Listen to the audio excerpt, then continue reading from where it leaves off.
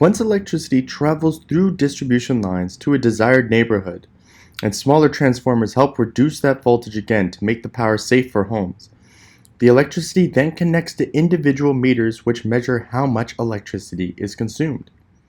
So like a traditional meter, what a smart meter does is measure how much gas and electricity is being used, but the difference is that a smart meter provides more accurate and regular updates on how much energy is being consumed in real time. So here are some major key differences. Analog meters. These are useful for monitoring electricity use on a periodic basis and for checking the accuracy of electric bills from month to month. Analog meters have multiple spinning dials, which are best read by qualified electricity company representatives.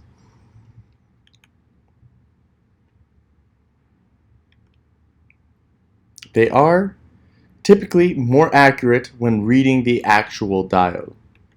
They are also less expensive than installing a smart meter. Now, the levelized cost reduces over time with smart meters because it helps manage energy consumption. So let's talk about smart meters here for a second. Smart meters track electricity consumption and they provide that information on an hourly basis. The information is sent automatically to distribution companies by automating the meter reading function. They deliver a number of benefits. They do support the implementation of time of use prices. By time stamping consumption data, local distribution companies are able to determine how much electricity was used during off-peak times and how much was consumed during on-peak periods.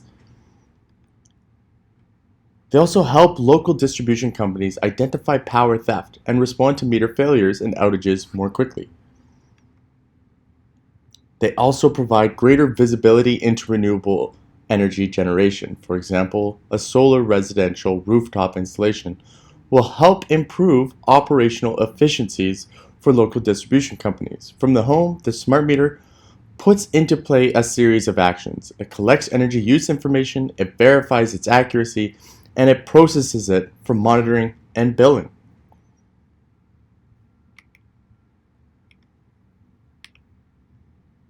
So here we have a smart meter at the top of this graphic.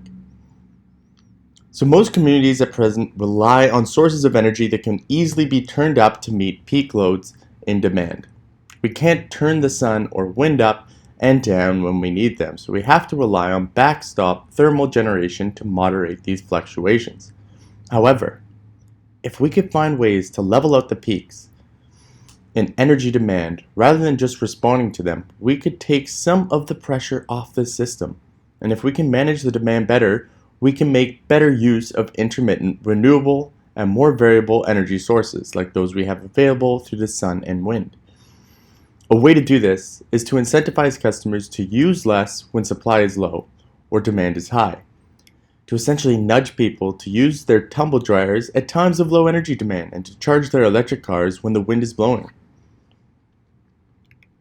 So smart meters make it easy for homeowners to decide when to use the energy they are generating and when to store it or export it to the grid.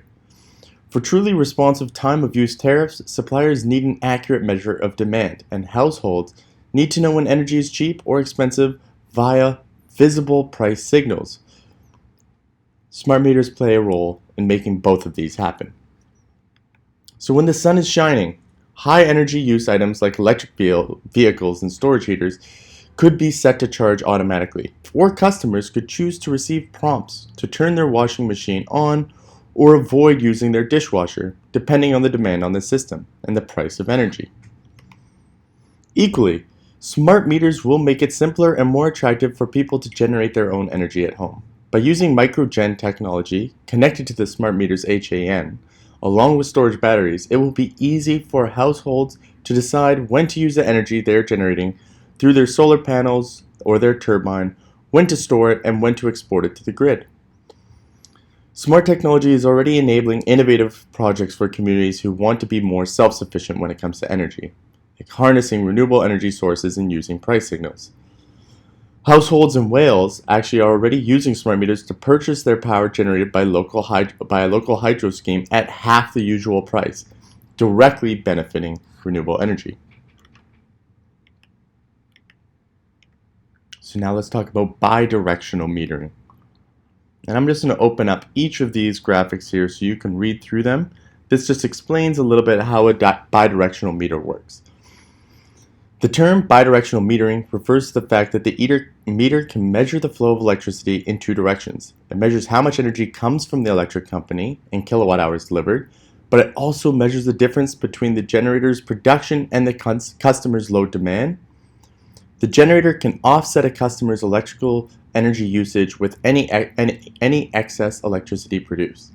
As the generator system produces electricity, the kilowatt hours are first used to meet the customer's electric requirements, such as lighting and appliances. If more electric energy is produced from the system than the customer needs, the additional kilowatt hours are measured, fed into the utility's electric system, and utilized by other customers, so it goes both ways. When the monthly electric bill is calculated, if the customer uses more electrical energy than is generated, the customer only pays for the net kilowatt hours. If the customer generates more electrical energy from their own residential renewable system, and if they're generating more than is used by the utility electrical system, then the customer receives typically a kilowatt hour credit, which would be applied to future bills. So how do you interpret readings? The real-time direction of energy flow is displayed by three blinking indicators located in the lower left corner of the meter display. If the indicator bars light up in sequence and turn off in sequence from left to right, then the energy is flowing from the electric system to the customer. A right to left sequence would represent that electricity is flowing from the customer to the electric system. The speed at which the indicator blinks in sequence is proportional to the amount of energy that is flowing. The faster the sequence, the more energy. The power flow indicator is instantaneous and changes direction and or speed exactly when the energy flow changes direction and or speed. So it's a very intuitive system to essentially let you see how much electricity you are pulling from the grid and how much you are feeding into the grid at any point in time.